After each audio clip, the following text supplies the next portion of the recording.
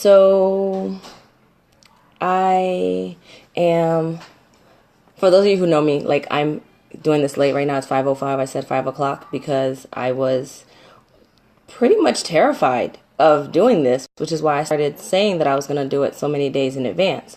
So now that I'm starting, basically the purpose of doing this live video is a few years ago I did like a 3-minute live, and I kind of went into what the situation was and just kind of was like telling people just the facts. I got a little bit emotional towards the end. It's funny because people was like, "Oh my God, you cried." And I'm like, whatever, if you say so. I'm not that person. But I did, like tear up a little bit about it because I really hate to talk about it. Basically, today I'm just going to talk about, I have a book coming out that I'm writing on my experience. It's called Dying for I Do. Dying for I Do basically is exactly what it sounds like. It's a lot of women who feel like they have to be wives and they have to do these things in this order that society says you have to do them. And if they don't, then they must be some kind of a failure. And I just want to stand up and say, everything ain't for everybody, and everything isn't, like, everybody doesn't have to take the same path, honestly. And people can talk about me and they can feel however way they want to feel about me, and that's fine. I just want for there to be one person who says it's okay and your life is more important than whatever the social construct or norm or whatever it is that you feel like you have to live up to.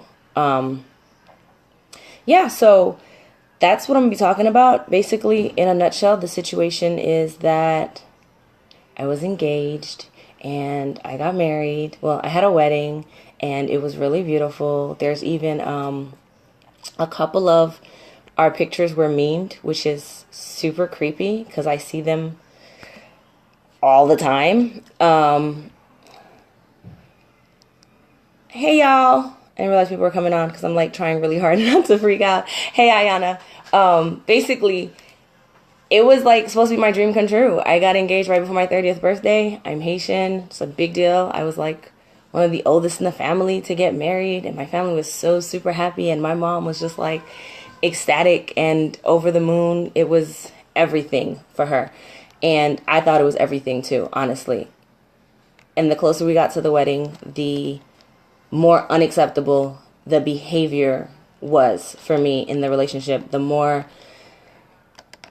red flags were popping up. In hindsight, it was super obvious. There were a lot of things that were like, oh, this guy probably isn't your guy. He's probably not the one for you. But when you're in the situation, when everybody's like, oh my God, you guys are so cute. Oh my God, he loves you. Oh my God, it's so sweet.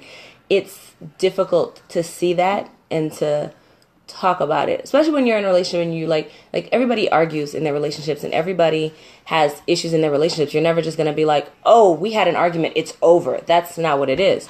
But when the behavior starts crossing into being disrespectful or starts crossing into where you're frightened or you're afraid or you honestly fear for your safety and your life, then yes, it's time to leave.